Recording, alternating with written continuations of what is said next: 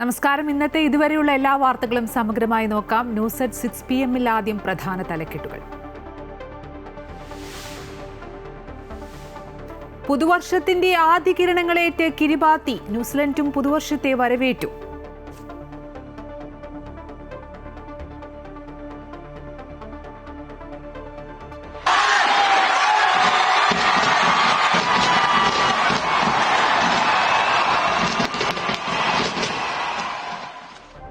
പുതുവത്സരത്തെ വരവേൽക്കാനുള്ള ആവേശത്തിമിർപ്പിൽ രാജ്യം. കനത്ത സുരക്ഷ.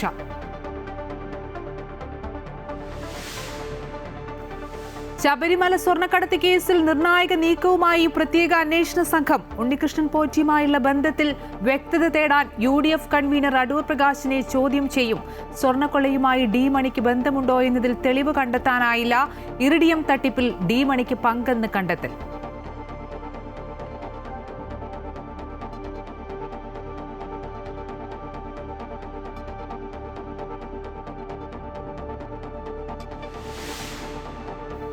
CPIക്കെതിരെ രൂക്ഷ വിമർശനവുമായി വെള്ളാപ്പള്ളി നടേശൻ. CPI ചതിയൻ ചന്തുവെന്നും എല്ലാം നേടിയിട്ട് സർക്കാരിനെ തള്ളിപ്പറയുന്നുവെന്നും വെള്ളാപ്പള്ളി. ചതിയൻ ചന്തു എന്ന തൊപ്പി അത് പറഞ്ഞയാൾക്കാണ് ചേരുകയെന്ന് ബിനോയ് വിശ്വം. വെള്ളാപ്പള്ളിയെ കണ്ടാൽ താൻ കാറിൽ കയറ്റില്ലെന്നും ബിനോയ് വിശ്വം.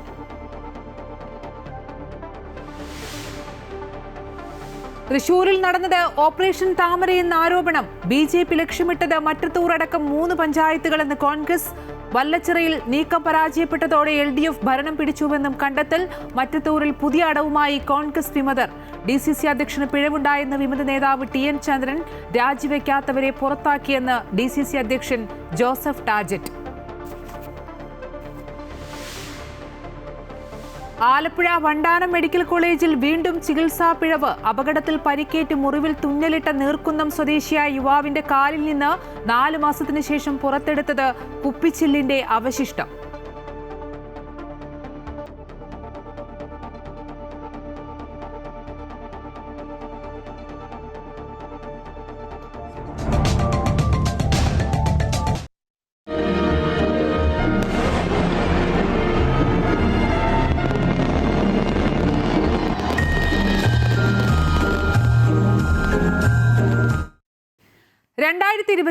വരവേൽക്കാൻ തയ്യാറെടുത്ത രാജ്യം. വർണ്ണവിസ്മയമൊരുക്കി പുതുവർഷത്തെ ആഘോഷമാക്കാനുള്ള തയ്യാറെടുപ്പിലാണ് നാട്.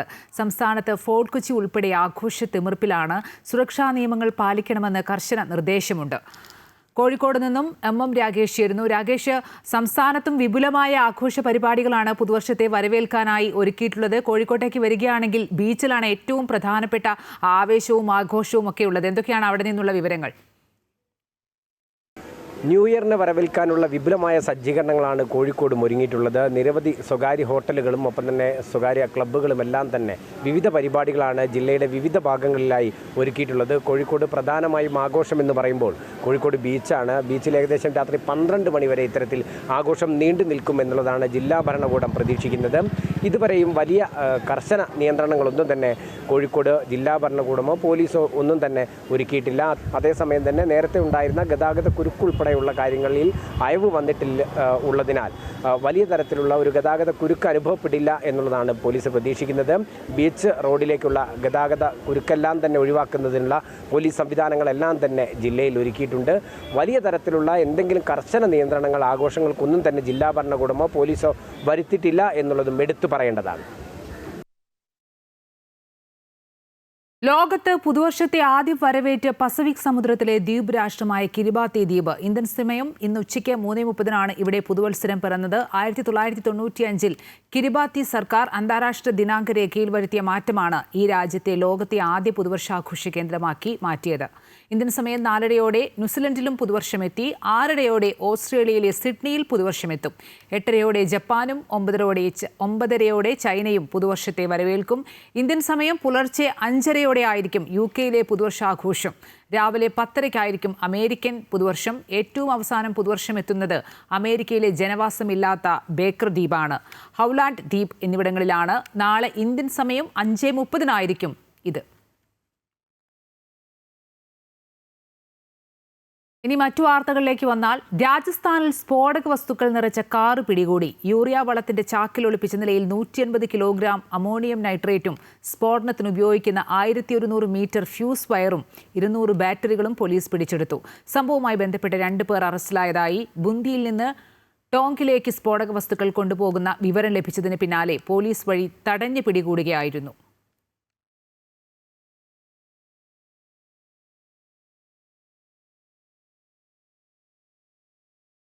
ആലപ്പുഴ വണ്ടാനം മെഡിക്കൽ കോളേജിൽ വീണ്ടും ചികിത്സാ പിഴവ്. അപകടത്തിൽ പരിക്കേറ്റ് മുറിവിൽ തുന്നലിട്ട നീർക്കുന്നം സ്വദേശിയായ യുവാവിന്റെ കാലിൽ നിന്ന് 4 മാസത്തിന് ശേഷം പുറത്തെടുത്തത് കുപ്പിച്ചില്ലിന്റെ അവശിഷ്ടം.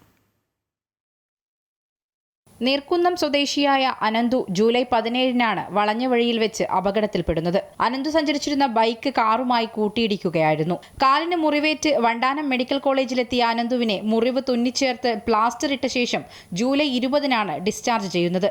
ഒരാഴ്ചയ്ക്ക് ശേഷം തുന്നലെടുത്ത് വീണ്ടും കാലിൽ പ്ലാസ്റ്റർ ഇട്ട ശേഷം വിട്ടയക്കുകയായിരുന്നു.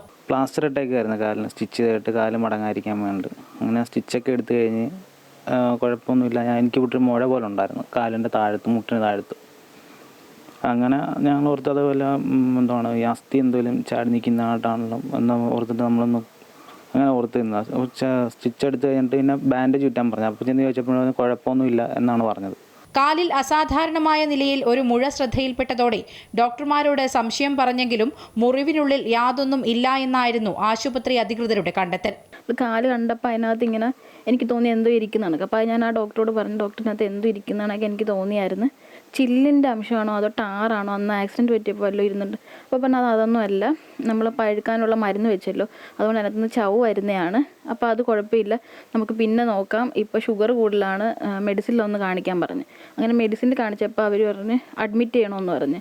അപ്പോൾ ഉച്ചയായപ്പോഴും കുഴപ്പമൊന്നുമില്ലെന്ന് പറഞ്ഞു. ഒരു 7 മണിയായപ്പോൾ വേറൊരു ഡോക്ടർ വന്നിട്ട് പറഞ്ഞ് അല്ല, ഇതിൽ റിസൾട്ടിൽ എന്തോ ആസിഡിൻ്റെ അംശമുണ്ട്, പെട്ടെന്ന് തന്നെ ICU വേണം, അപ്പോൾ ഇവിടെ ബെഡില്ല, നിങ്ങൾ വേറെ എവിടെയെങ്കിലും കൊണ്ടുപോയിക്കോളാൻ പറഞ്ഞ്. അങ്ങനെയാണ് നമ്മൾ കൊണ്ടുപോകുന്നത്. വേദനയ്ക്കുള്ള മരുന്ന് നൽകിയതിനെ തുടർന്ന് 4 മാസത്തിന് ശേഷം ഈ മാസം 22-നാണ് അനന്തുവിനെ വീണ്ടും മെഡിക്കൽ കോളേജിൽ പ്രവേശിപ്പിച്ചത്. തുടർന്ന് ICUവിൽ പ്രവേശിപ്പിക്കണമെന്നും ICU ബെഡ് ഒഴിവില്ലാത്തതിനാൽ മറ്റെവിടെയെങ്കിലും കൊണ്ടുപോകണമെന്നുമുള്ള അറിയിപ്പാണ് മെഡിക്കൽ കോളേജിൽ നിന്നും ലഭിച്ചത്. ഇതിനെ തുടർന്ന് വാടക്കയിലെ സഹകരണ ആശുപത്രിയിൽ പ്രവേശിപ്പിച്ചപ്പോഴാണ് മുറിവിനുള്ളിൽ നിന്നും ചില്ലിന്റെ അവശിഷ്ടം കണ്ടെത്തിയത്. ഏകദേശം 4 സെന്റിമീറ്റർ നീളം വരുന്ന ചില്ല് കഷ്ണമാണ് അപകടം നടന്ന് 4 മാസത്തിന് ശേഷം മുറിവിൽ നിന്ന് പുറത്തെടുത്തത്. ഒരു കുടുംബത്തിന്റെ ഏക ആശ്രയമായ ഒരു യുവാവിന്റെ ജീവൻ തന്നെ അപകടത്തിലാകുന്ന മെഡിക്കൽ കോളേജിലെ ചികിത്സാ പിഴവിനെതിരെ അനന്തുവിന്റെ കുടുംബം പോലീസിൽ ഉൾപ്പെടെ പരാതി നൽകിയിട്ടുണ്ട്. അമൃത ന്യൂസ്, ആലപ്പുഴ. ശബരിമല സ്വർണ്ണക്കടത്ത് കേസിൽ നിർണായക നീക്കവുമായി പ്രത്യേക അന്വേഷണ സംഘം. കേസിൽ UDF കൺവീനർ അടൂർ പ്രകാശിനെ അന്വേഷണ സംഘം ചോദ്യം ചെയ്യും. ഉണ്ണികൃഷ്ണൻ പോറ്റിയുമായുള്ള ബന്ധത്തിൽ കൂടുതൽ വ്യക്തത വരുത്തുന്നതിന്റെ ഭാഗമായാണ് ചോദ്യം ചെയ്യൽ. പോറ്റിക്കൊപ്പം അടൂർ പ്രകാശ് നടത്തിയ ഡൽഹി യാത്രകളുടെ കൂടുതൽ വിവരങ്ങൾ ശേഖരിക്കുകയാണ് ലക്ഷ്യം. അതേസമയം ഉണ്ണികൃഷ്ണൻ പോറ്റി, പങ്കജ് ഭണ്ഡാരി, ഗോവർദ്ധൻ എന്നിവരെ അന്വേഷണ സംഘം കസ്റ്റഡിയിൽ വാങ്ങി ചോദ്യം ചെയ്യുകയാണ്. അടൂർ പ്രകാശിന്റെ കാര്യത്തിൽ പോറ്റിയുടെ മൊഴി നിർണായകമാകും. ശബരിമല സ്വർണ്ണക്കടത്ത് കേസിൽ ഉന്നതരുടെ പങ്ക് സംബന്ധിച്ച അന്വേഷണം നടത്തുന്നതിന്റെ ഭാഗമായാണ് കടകംപള്ളി സുരേന്ദ്രനും PS പ്രസാദിനും ശേഷം UDF കൺവീനർ അടൂർ പ്രകാശിനെ അന്വേഷണ സംഘം ചോദ്യം ചെയ്യാൻ ഒരുങ്ങുന്നത്. പോറ്റിക്കൊപ്പം അടൂർ പ്രകാശ് നടത്തിയ ഡൽഹി യാത്രയുടെ കൂടുതൽ വിവരങ്ങൾ അറിയുന്നതിനാണ് ചോദ്യം ചെയ്യൽ. സോണിയാഗാന്ധിയുമായി കൂടിക്കാഴ്ച നടത്തുമ്പോൾ അടൂർ പ്രകാശും ഒപ്പമുണ്ടായിരുന്നു. ഉണ്ണികൃഷ്ണൻ പോറ്റിയും അടൂർ പ്രകാശും ഒപ്പമുള്ള ചിത്രം പുറത്തു വന്നപ്പോൾ മണ്ഡലത്തിൽ ഉൾപ്പെട്ട ഒരാളുമായുള്ള ബന്ധം എന്നു മാത്രമായിരുന്നു അടൂർ പ്രകാശിന്റെ വിശദീകരണം. അന്വേഷണ സംഘം വീണ്ടും കസ്റ്റഡിയിൽ വാങ്ങിയ ഉണ്ണികൃഷ്ണൻ പോറ്റി നൽകുന്ന മൊഴിയുടെ അടിസ്ഥാനത്തിലാകും അടൂർ പ്രകാശിനെ ചോദ്യം ചെയ്യുക.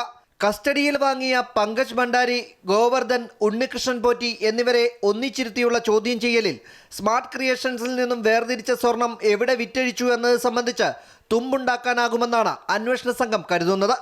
കടകംപള്ളി സുരേന്ദ്രൻ നൽകിയ മൊഴിയിലും ഉണ്ണികൃഷ്ണൻ പോറ്റിയെ ചോദ്യം ചെയ്യുന്നതിലൂടെ വ്യക്തത വരുത്തും. അതേസമയം MS മണിയെ ചോദ്യം ചെയ്തതിൽ നിന്നും അന്വേഷണ സംഘത്തിന് വ്യക്തമായ വിവരങ്ങൾ ലഭിച്ചില്ല. D മണിയെ പറ്റി വ്യവസായി നൽകിയ മൊഴിയിൽ തുടരന്വേഷണം നടത്താനാണ് അന്വേഷണ സംഘത്തിന്റെ തീരുമാനം. അടൂർ പ്രകാശിനെ ചോദ്യം ചെയ്യുന്നതിലൂടെ LDF നേതാക്കളിൽ നിന്നും UDF നേതാക്കളിലേക്ക് ശബരിമല സ്വർണ്ണക്കടത്തിലെ ചോദ്യം ചെയ്യൽ എത്തുകയാണ്. അമൃത ന്യൂസ്, തിരുവനന്തപുരം. ശബരിമല സ്വർണ്ണക്കൊള്ളയിൽ കോൺഗ്രസ് നേതാക്കളുടെ ഇടപെടൽ അന്വേഷിക്കണമെന്ന് BJP മധ്യമേഖലാ പ്രസിഡന്റ് N. ഹരി. ഉണ്ണികൃഷ്ണൻ പോറ്റിക്ക് സോണിയാഗാന്ധിയെ കാണാൻ അനുവാദം കിട്ടിയതെങ്ങനെ? ശബരിമല വിഷയത്തിൽ ശ്രദ്ധ തിരിക്കാനാണ് MLA യുടെ മുറിവാടക വിവാദമെന്നും എൻ ഹരി കുറ്റപ്പെടുത്തി. അപ്പൊ ഈ SITയുടെ അന്വേഷണം മാത്രമല്ല, മറ്റ് SITയുടെ അന്വേഷണം ഞാൻ പറഞ്ഞ് തീരാൻ പോവുക. അടിയന്തിരമായി അവര് ഇത്തരത്തിൽ ആർക്കൊക്കെയാണ് ഉണ്ണികൃഷ്ണൻ പോറ്റിയുമായി ബന്ധമുള്ളത്, ഈ കോൺഗ്രസിന്റെ ഉന്നത നേതാക്കന്മാർ, അവരെയും അടിയന്തിരമായി ചോദ്യം ചെയ്യുകയും ഇവർക്കുള്ള ബന്ധം എന്താണ് എന്ന് ഒന്ന് ആ അന്വേഷണ പരിധിയിൽ, അടിയന്തിരമായി അന്വേഷണത്തിന്റെ പരിധിയിൽ ഈ കോൺഗ്രസ് നേതാക്കന്മാരും എന്താണ് അവര് സോണിയയുമായി അവർ പങ്കുവച്ചത്, എന്ത് രഹസ്യമാണ് പങ്കുവച്ചത്, അല്ല എന്തിനാണ് കൊണ്ടുപോയതെന്ന് അറിയാൻ വേണ്ടി ഈ കേരളത്തിലെ ജനങ്ങൾക്ക് താല്പര്യമുണ്ട്. CPIക്കെതിരെ വിമർശനവുമായി SNDP യോഗം general secretary Vellappally Natesan. CPI ചതിയൻ ചന്തുമാരാണ്, 10 വർഷം കൂടെ നിന്ന് എല്ലാം നേടിയിട്ട് ഇപ്പോൾ തള്ളിപ്പറയുന്നു. വിമർശിക്കേണ്ടത് പാർട്ടിക്കുള്ളിലാണ്, പുറത്തല്ല. മൂന്നാമതും പിണറായി സർക്കാർ തന്നെ അധികാരത്തിൽ വരുമെന്നും വെള്ളാപ്പള്ളി നടേശൻ വ്യക്തമാക്കി. CPI ചതിയൻ ചന്തു എന്ന വെള്ളാപ്പള്ളിയുടെ വിമർശനത്തിന് ശക്തമായ മറുപടിയുമായി CPI സംസ്ഥാന സെക്രട്ടറി ബിനോയ് വിശ്വം. ചതിയൻ ചന്തു എന്ന തൊപ്പി അത് പറഞ്ഞയാൾക്കാണ് 1000 വട്ടം ചേരുക. വെള്ളാപ്പള്ളിയെ കണ്ടാൽ താൻ കാറിൽ കയറ്റില്ലെന്നും മാധ്യമങ്ങളുടെ ചോദ്യങ്ങൾക്ക് മറുപടിയായി CPI സംസ്ഥാന സെക്രട്ടറി പറഞ്ഞു. ജനങ്ങൾക്ക് എല്ലാവരെയും അറിയാം, കമ്മ്യൂണിസ്റ്റ് പാർട്ടിയെ അറിയാം, ഈ പറഞ്ഞ ആളെയും അറിയാം. ഈ പറഞ്ഞ ആളുടെ നാക്കിൽ നിന്ന് ആ പേര് വീണെങ്കിൽ, ചതിയൻ ചന്തു എന്ന പേര് വീണെങ്കിൽ, ആ തൊപ്പി 1000 വട്ടം വിളങ്ങും ആ തലയ്ക്ക്. ഈ തലയ്ക്ക് തീരെ ചേരില്ല. CPI തലയ്ക്ക് ആ തൊപ്പി ചേരില്ല. ആ തൊപ്പി ആ തലയ്ക്കേ ചേരൂ. ആരായാലും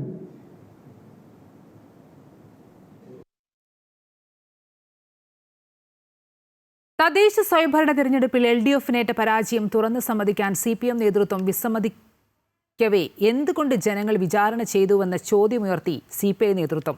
തിരഞ്ഞെടുപ്പ് പരാജയം ജനങ്ങൾ നൽകിയ മുന്നറിയിപ്പെന്ന് ബിനോയ് വിശ്വം വ്യക്തമാക്കി. പാഠങ്ങൾ പഠിച്ചു തിരുത്തുമെന്ന് CPI സംസ്ഥാന സെക്രട്ടറി തിരുവനന്തപുരത്ത് വിശദമാക്കി. സർക്കാർ സമാനതകളില്ലാത്ത വികസന പ്രവർത്തനങ്ങൾ കാഴ്ചവെച്ചെന്ന് വിശദീകരിച്ച് CPM നേതൃത്വം പരാജയം മറച്ചുവെക്കുവാൻ ശ്രമിക്കുമ്പോൾ തദ്ദേശ തിരഞ്ഞെടുപ്പിൽ കനത്ത പരാജയമാണ് ഉണ്ടായതെന്നും ജനങ്ങളിൽ നിന്ന് നേതൃത്വം പാഠം പഠിക്കേണ്ടത് അനിവാര്യമെന്നും CPI സംസ്ഥാന സെക്രട്ടറി ബിനോയ് വിശ്വം തുറന്നു പറഞ്ഞു. പരാജയം ജനങ്ങൾ നൽകിയ മുന്നറിയിപ്പെന്നും തലതാഴ്ത്തിപ്പിടിച്ച് അംഗീകരിക്കുന്നുവെന്നും CPI സംസ്ഥാന സെക്രട്ടറി സമ്മതിച്ചു. ഞങ്ങൾ കാണുന്നത് ഈ പരാജയത്തെ ചരിത്രത്തിൻ്റെ അവസാനമായിട്ടല്ല, കാലത്തിൻ്റെ തീരുമാനത്തിൻ്റെ ഫലമായിട്ട് കാണുകയാണ്. ജനങ്ങൾ തന്ന ഒരു മുന്നറിയിപ്പായി ഞങ്ങളതിനെ കാണുന്നു. ആ മുന്നറിയിപ്പിനെ അതിൻ്റെ എല്ലാം ആദരവോടുകൂടി കാണാൻ കമ്മ്യൂണിസ്റ്റ് പാർട്ടിക്ക് മടിയില്ല. തിരുത്തൽ വരുത്തി LDFിനെ ശക്തിപ്പെടുത്തുന്നതിനുള്ള നടപടികളിലാണ് CPI നേതൃത്വം. ഇതിന്റെ ഭാഗമായി ജനങ്ങളിൽ നിന്ന് പാഠം പഠിക്കുവാൻ ജനുവരി 15 മുതൽ 31 വരെ ഭവന സന്ദർശനം നടത്തുമെന്നും CPI സംസ്ഥാന സെക്രട്ടറി അറിയിച്ചു. ഞങ്ങൾ സ്വയം ചോദിക്കും, എന്തുകൊണ്ട് ജനവിധി ഇങ്ങനെയായി എന്ന്. അതിൻ്റെ കാരണം കണ്ടുപിടിക്കാനായി ഞങ്ങൾ ശ്രമിക്കും. കണ്ടുപിടിച്ചാൽ തെറ്റുകൾ ഞങ്ങളുടെ ഭാഗത്ത് ഉണ്ടായിട്ടുണ്ടെങ്കിൽ ആ തെറ്റുകൾ ഞങ്ങൾ തിരുത്തും. തെറ്റുകൾ തിരുത്തൽ ഒരു കമ്മ്യൂണിസ്റ്റ് ഗുണമാണ്. ആർജവം കമ്മ്യൂണിസ്റ്റുകാർക്കേ ഉള്ളൂ. വലതുപക്ഷം ഒരിക്കലും ആർജവം കാണിച്ചിട്ടില്ല. വീണാൽ അവർ പറയും അത് വീഴ്ചയല്ല, വിദ്യയാണെന്ന്. ഞങ്ങൾ പറയും വീണാൽ അത് വീഴ്ചയാണെന്ന് പറയും. എന്തുകൊണ്ട് വീഴ്ച സംഭവിച്ചത് ചോദിക്കും. ഞങ്ങൾ ആ വീഴ്ചയെ തിരുത്തും. ആ വീഴ്ചയെ തിരുത്തിക്കൊണ്ട് ഞങ്ങൾ തിരിച്ചു വരും, ഞങ്ങൾ മുന്നേറും. തോൽവി സംബന്ധിച്ച് CPI നേതൃത്വത്തിനെതിരെ വിമർശനമെന്ന രീതിയിൽ മാധ്യമങ്ങൾ പ്രചരിപ്പിച്ചത് കേവലമായ കഥകൾ മാത്രമാണ്. വിമർശനങ്ങൾ കൊണ്ട് കമ്മ്യൂണിസ്റ്റ് പാർട്ടി ദുർബലമാകില്ല.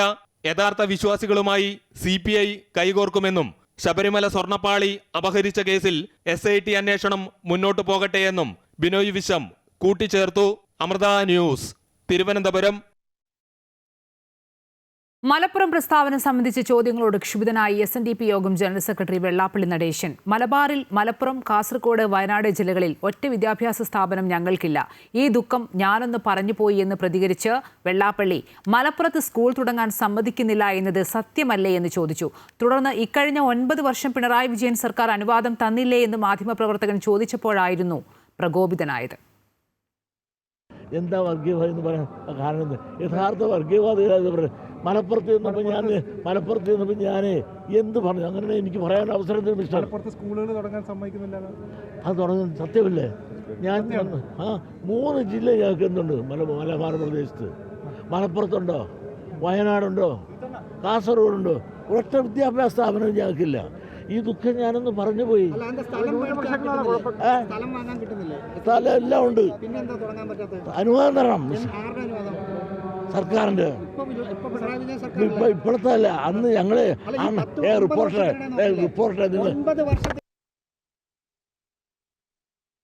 ഇന്ത്യയുടെ ബഹുസ്വരത തകർക്കപ്പെടുകയാണെന്നും ഇത് സാംസ്കാരിക ഫാസിസമാണെന്ന് തിരിച്ചറിയാൻ ജനാധിപത്യ വിശ്വാസികൾക്ക് കഴിയണമെന്നും മുഖ്യമന്ത്രി പിണറായി വിജയൻ 93ാമത് ശിവഗിരി തീർത്ഥാടനത്തിന്റെ ഭാഗമായി നടന്ന തീർത്ഥാടന മഹാസമ്മേളനത്തിൽ സംസാരിക്കുകയായിരുന്നു മുഖ്യമന്ത്രി. ഗുരുദേവ ദർശനങ്ങളെ വക്രീകരിച്ച് ഹൈജാക്ക് ചെയ്യാൻ ചില ശക്തികൾ ശ്രമിക്കുന്നുണ്ടെന്നും മുഖ്യമന്ത്രി പറഞ്ഞു. ഇന്ത്യൻ സംസ്കാരത്തെ ഏകാത്മകമായി അവതരിപ്പിക്കാൻ കൊണ്ടുപിടിച്ച ശ്രമങ്ങളാണ് നടക്കുന്നത്.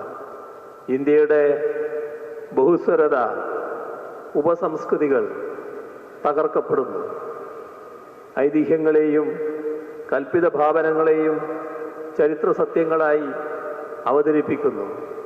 മനുഷ്യൻ്റെ യുക്തിചിന്തയെയും സ്വാതന്ത്ര്യദാഹത്തെയും ചങ്ങലക്കിടുകയാണ് ലക്ഷ്യം.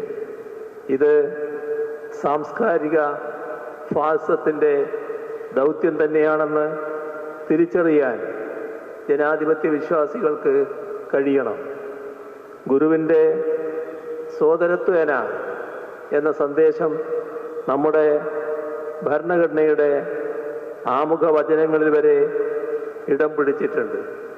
എല്ലാ മതജാതി വൈജാത്യങ്ങളുടെയും വിഭജന മതിലുകൾക്കുമപ്പുറം മനുഷ്യൻ ഒന്നാണെന്നും അത് മനുഷ്യത്വത്തിൻ്റെ ജാതി തന്നെയാണെന്നുമുള്ള കാലാതീതമായ കാഴ്ചപ്പാട് ഗുരു മുന്നോട്ട് വെച്ചു.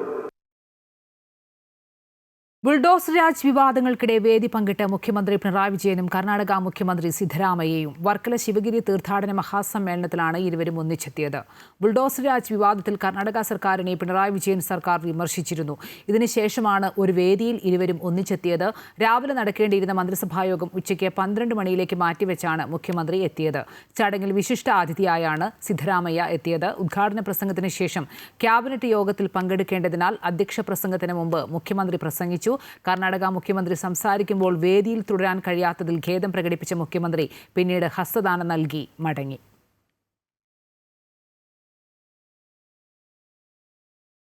തൃശൂരിൽ നടന്നത് ഓപ്പറേഷൻ താമര എന്ന ആരോപണം. BJP ലക്ഷ്യമിട്ടത് മറ്റത്തൂർ അടക്കം 3 പഞ്ചായത്തുകളെന്ന് പരാതി. വല്ലച്ചിറയിൽ നീക്കം പരാജയപ്പെട്ടതോടെ LDF ഭരണം പിടിച്ചെടുക്കുകയായിരുന്നുവെന്നാണ് കോൺഗ്രസിന്റെ കണ്ടെത്തൽ. BJP പിന്തുണ അപ്രതീക്ഷിതമെന്ന വിമത നേതാക്കളുടെ വാദം തള്ളി എറണാകുളം മേഖലാ പ്രസിഡന്റ് A. നാഗേഷ്. KPCCക്ക് മുന്നിൽ മറ്റത്തൂരിലെ വിമത നേതാക്കൾ ഉപാധികളും മുന്നോട്ട് വെച്ചിട്ടുണ്ട്. മറ്റത്തൂരിന് പുറമെ പാറളം, വല്ലച്ചിറ പഞ്ചായത്തുകളായിരുന്നു BJPയുടെ ഓപ്പറേഷൻ താമര എന്നാണ് ആരോപണം. എന്നാൽ വല്ലച്ചിറയിൽ നീക്കം വിജയം കണ്ടില്ല. മണ്ഡലവും ജില്ലാതലവും കേന്ദ്രീകരിച്ച് നടന്ന ചർച്ചയിൽ കോൺഗ്രസ് അംഗങ്ങൾ രാജിവെച്ചാൽ പിന്തുണയ്ക്കാമെന്നായിരുന്നു BJPയുടെ ഉറപ്പ്. കത്ത് ലഭിച്ചതോടെ തങ്ങൾ പിന്തുണ നൽകുകയായിരുന്നുവെന്ന BJP എറണാകുളം മേഖലാ പ്രസിഡന്റ് A. നാഗേഷ് സ്ഥിരീകരിച്ചു. ഭാരതീയ ജനതാ പാർട്ടിയെ സംബന്ധിച്ച് 2 പാർട്ടിയിൽ നിന്നും രാജിവെച്ച ആളുകൾക്ക് പിന്തുണ നൽകുമെന്ന ആ പാർട്ടിയുടെ നിലപാടാണ് മറ്റത്തൂരിൽ ഞങ്ങൾ നടപ്പാക്കിയിട്ടുള്ളത്. CPMൻ്റെ 25 വർഷക്കാലത്തെ ആ ഭരണം ദൂർത്ത് അതിനെതിരായിട്ടാണ് ഞങ്ങൾ സ്വതന്ത്ര അംഗത്തിനെയാണ് പിന്താങ്ങിയിട്ടുള്ളത്. അവിടെ ജനാധിപത്യം കശാപ്പ് ചെയ്തത് CPM ആണ്. കൊച്ചൗസേപ്പിനെ വിലക്ക് മേടിച്ചത് CPM ആണ്. മുൻകൂട്ടി ചർച്ചകളില്ലെന്നും അപ്രതീക്ഷിതമായ പിന്തുണയാണെന്നുമുള്ള സഖ്യ നേതാക്കളുടെ വാദം തള്ളുന്നതാണിത്. അതിനിടെ KPCC നേതൃത്വത്തിനു മുന്നിൽ സഖ്യ നേതാക്കൾ ഉപാധികളും മുന്നോട്ട് വെച്ചു. വൈസ് പ്രസിഡന്റ് സ്ഥാനം രാജിവെക്കാം, DCC പ്രസിഡന്റിനെ സ്ഥാനത്തു നിന്ന് മാറ്റണം, പ്രത്യേക അന്വേഷണ കമ്മീഷൻ നിയോഗിക്കണം എന്നിവയാണ് ഇവരുടെ ആവശ്യങ്ങൾ. പാർട്ടിയിൽ കുറെ നാളുകളായി നിലനിൽക്കുന്ന വിഭാഗീയതയുടെയും അതുപോലെ തന്നെ തെറ്റായ ചില പ്രവണതകളുടെയും അടിസ്ഥാനത്തിലാണ് മറ്റത്തൂരിൽ ഈ സംഭവ വികാസങ്ങൾ മുഴുവൻ ഉണ്ടാകാൻ കാരണമെന്ന് ഞങ്ങൾക്ക് പാർട്ടി നേതൃത്വത്തെ ബോധ്യപ്പെടുത്താൻ കഴിഞ്ഞു. അപ്പോൾ അതിനനുസൃതമായ ചർച്ചകളും നടപടികളും ഉണ്ടാകും എന്നാണ് ഞങ്ങളെ അറിയിച്ചിട്ടുള്ളത്. പാർട്ടിയിൽ നിന്ന് പുറത്താക്കപ്പെട്ടവർ പല ആവശ്യവും മുന്നോട്ട് വെക്കുമെന്നും അത് മുഖവിലയ്ക്ക് എടുക്കേണ്ടതില്ലെന്നും DCC പ്രസിഡന്റ് ജോസഫ് ടാജറ്റ് പറഞ്ഞു. നടപടിയെടുക്കുന്നവരെ ആരെങ്കിലും ന്യായീകരിക്കുന്നുണ്ടോ? സ്വാഭാവികമാണ്, മനുഷ്യ സഹജമാണ്, അതൊക്കെ ആവശ്യപ്പെടാം. എൻ്റെ പേരിൽ എന്തെങ്കിലും തെറ്റുകൾ സംഭവിച്ചിട്ടുണ്ടെങ്കിൽ അത് ചെയ്യേണ്ടതും തിരുത്തേണ്ടതും അതിന് നടപടിയെടുക്കേണ്ടതാണ് KPCC ആണ്. മറ്റത്തൂരിൽ മുൻ DCC പ്രസിഡന്റ് ജോസ് വള്ളൂരിന്റെ നേതൃത്വത്തിൽ സമാന്തര DCC പ്രവർത്തിക്കുകയാണ്. TM ചന്ദ്രന് പിന്നിൽ ജോസ് വള്ളൂരാണ്. KPCCയെ വിഷയത്തിൽ ഇടപെടുത്തുന്നതിന് പിന്നിലും KPCC സെക്രട്ടറി ആയിട്ടുള്ള ജോസ് വള്ളൂരാണ്. ജോസ് വള്ളൂരിനെതിരെ പരാതി നൽകുമെന്നും മറ്റത്തൂരിലെ ഔദ്യോഗിക പക്ഷം കോൺഗ്രസ് നേതാവ് ബെന്നി കൊണ്ടുങ്ങൽ വ്യക്തമാക്കി. ഇത്രയും കാലം 2005 മുതൽ പാർട്ടിയെ നശിപ്പിച്ചുകൊണ്ടിരുന്ന ഈ TM ചന്ദ്രൻ ഉൾപ്പെടെയുള്ള ഈ പുറത്താക്കപ്പെട്ടവരെ കൃത്യമായിട്ടും തെളിവോട് കൂട്ടിയിട്ട് തന്നെയാണ് ഇവരെ പുറത്താക്കിയിട്ടുള്ളത്. അവരൊരു കാരണവശാലും പാർട്ടിയിലേക്ക് തിരിച്ചെടുക്കരുത്. അതേസമയം നിരപരാധികളായിട്ടുള്ള പഞ്ചായത്ത് മെമ്പർമാരെ ഇതൊന്നും അറിയാതെ പിന്നാലെ നടക്കുന്ന പാവപ്പെട്ട പഞ്ചായത്ത് മെമ്പർമാർ കുറ്റസമ്മതം നടത്തി പാർട്ടിയിലേക്ക് തിരിച്ചു വന്നാൽ വളരെ 2 കൈ നീട്ടി സ്വീകരിച്ചുകൊണ്ട് ഞങ്ങൾ തയ്യാറാണെന്ന് ഈ അവസരത്തിൽ പറയുന്നു. അതിനിടെ LDF ജയിച്ച വല്ലച്ചിറയിൽ BJP വോട്ട് അസാധുവായത് ഉയർത്തിക്കാട്ടി പ്രതിരോധം തീർക്കാനും കോൺഗ്രസ് നീക്കമുണ്ട്. അമൃത ന്യൂസ്, തൃശൂർ. കലൂർ സ്റ്റേഡിയം അപകടത്തിൽ 2 കോടി രൂപ നഷ്ടപരിഹാരം ആവശ്യപ്പെട്ട ഉമാ തോമസ് MLA, GCDA പരിപാടി സംഘാടകരായ മൃദംഗ് വിഷൻ എന്നിവരെ എതിർകക്ഷികളാക്കി MLA വക്കീൽ നോട്ടീസ് അയച്ചു. അപകടം നടന്നിട്ട് കഴിഞ്ഞ ദിവസമാണ് 1 വർഷം പൂർത്തിയായത്. കൊച്ചി കലൂർ സ്റ്റേഡിയത്തിലുണ്ടായ അപകടത്തിൽ നഷ്ടപരിഹാരം ആവശ്യപ്പെട്ട് ഉമാ തോമസ് MLA, GCDA സംഘാടകരായ മൃദംഗ് വിഷൻ എന്നിവർക്ക് വക്കീൽ നോട്ടീസ് അയച്ചു. 2 കോടി രൂപയാണ് നഷ്ടപരിഹാരമായി ആവശ്യപ്പെട്ടിരിക്കുന്നത്. ഗിന്നസ് റെക്കോർഡിടാൻ ലക്ഷ്യമിട്ട് നടത്തിയ നൃത്ത പരിപാടിയുടെ വിശദാംശങ്ങൾ ശേഖരിച്ച ശേഷമാണ് നോട്ടീസ്.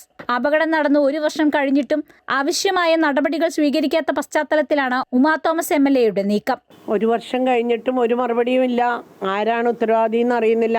അന്ന് സസ്പെൻഡ് ചെയ്തവരെ തൊട്ടുപുറകെ തന്നെ തിരിച്ചെടുത്തു.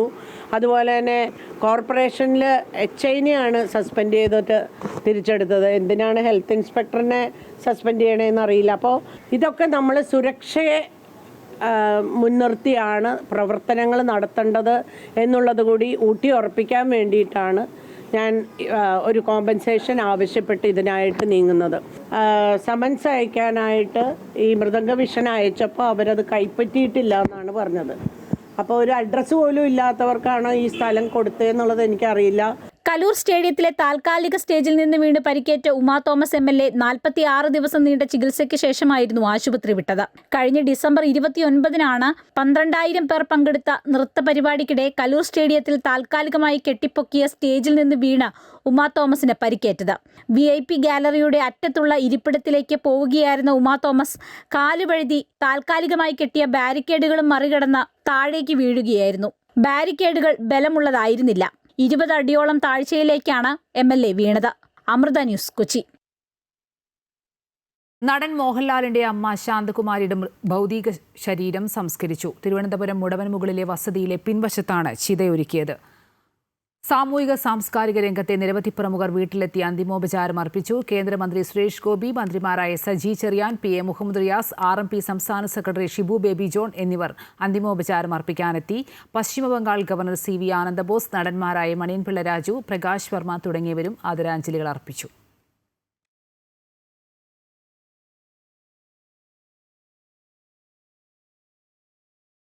മോഹൻലാലിന്റെ അമ്മ ശാന്തകുമാരി അമ്മയ്ക്ക് അന്തിമോപചാരം അർപ്പിച്ച് മാതാ അമൃതാനന്ദമയി മഠവും അമൃത TVയും.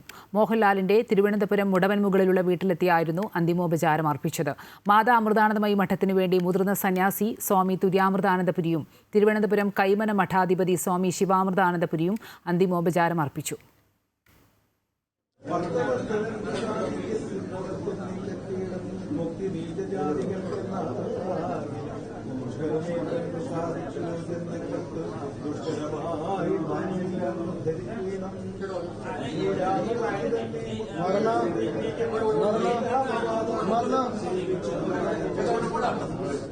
ടിവിക്ക് വേണ്ടി ബിസിനസ് ഹെഡ് R ശിവകുമാറും അന്തിമോപചാരം അർപ്പിച്ചു.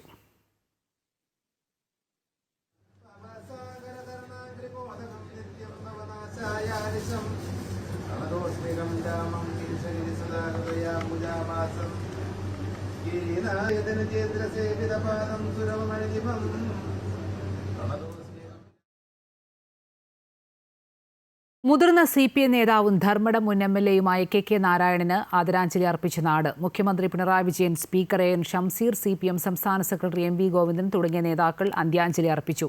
CPM ജില്ലാ കമ്മിറ്റി ഓഫീസിൽ മൃതദേഹം പൊതുദർശനത്തിന് വെച്ചപ്പോൾ ആയിരക്കണക്കിന് പ്രവർത്തകരാണ് അന്തിമോപചാരം അർപ്പിക്കാനെത്തിയത്.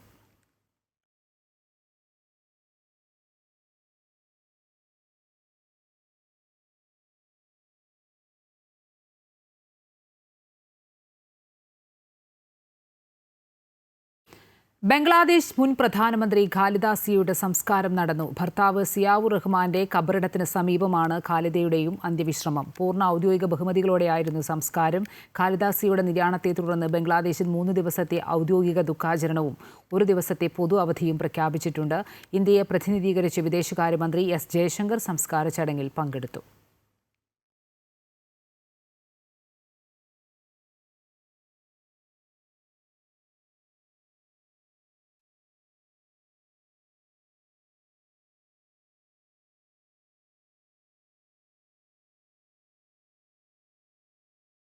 കുട്ടനാടൻ താറാവുകൾക്ക് കേന്ദ്ര സർക്കാരിന്റെ തദ്ദേശീയ താറാവിനം എന്ന പദവി. ഇന്ത്യൻ കാർഷിക ഗവേഷണ കൗൺസിലിന്റെ നിയന്ത്രണത്തിലുള്ള national bureau of animal genetics റിസോഴ്സാണ് ഇന്ത്യയിലെ നാടൻ താറാവിനമായി കുട്ടനാടൻ താറാവുകൾക്ക് ഔദ്യോഗിക അംഗീകാരം നൽകിയത്. രാജ്യത്തെ 7ാമത്തെ തദ്ദേശീയ ഇനം താറാവാണിത്. വെറ്ററിനറി സർവകലാശാലയും മൃഗസംരക്ഷണ വകുപ്പും നടത്തിയ ഗവേഷണത്തിനൊടുവിൽ സമർപ്പിച്ച രേഖകൾ പരിശോധിച്ച് ഗവേഷണ കൗൺസിൽ അംഗങ്ങൾ വാസയിടങ്ങൾ സന്ദർശിച്ച ശേഷമാണ് താറാവുകൾക്ക് അംഗീകാരം നൽകിയത്. കോട്ടയം, പത്തനംതിട്ട, പാലക്കാട്, തൃശൂർ ജില്ലകളിലെ പാടശേഖരങ്ങളിലായിരുന്നു പരിശോധന. കേന്ദ്ര സർക്കാർ അംഗീകാരം ലഭിക്കുന്നതിലൂടെ വിവിധ സർക്കാർ പദ്ധതികൾക്കുള്ള അർഹത, ഗവേഷണ ധനസഹായം, ശാസ്ത്രീയമായ എണ്ണം രേഖപ്പെടുത്തൽ എന്നിവ സാധ്യമാകുന്ന സ്ഥിതിയുണ്ടാകും.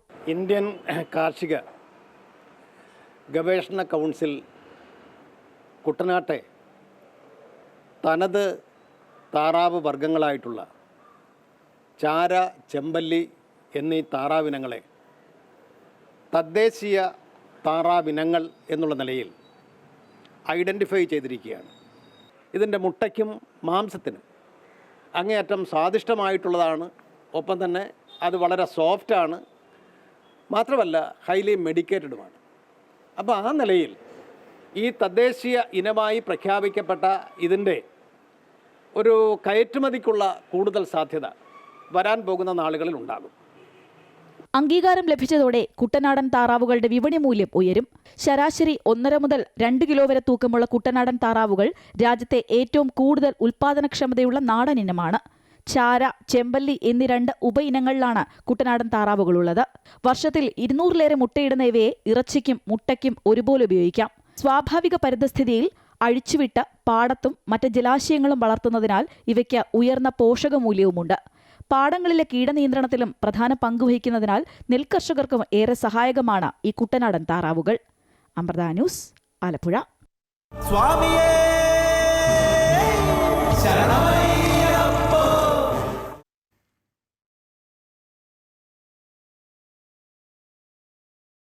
ശബരിമല സന്നിധാനത്ത് ഇപ്പോൾ ദീപാരാധനയുടെ സമയമാണ്. അതിലേക്കാണ്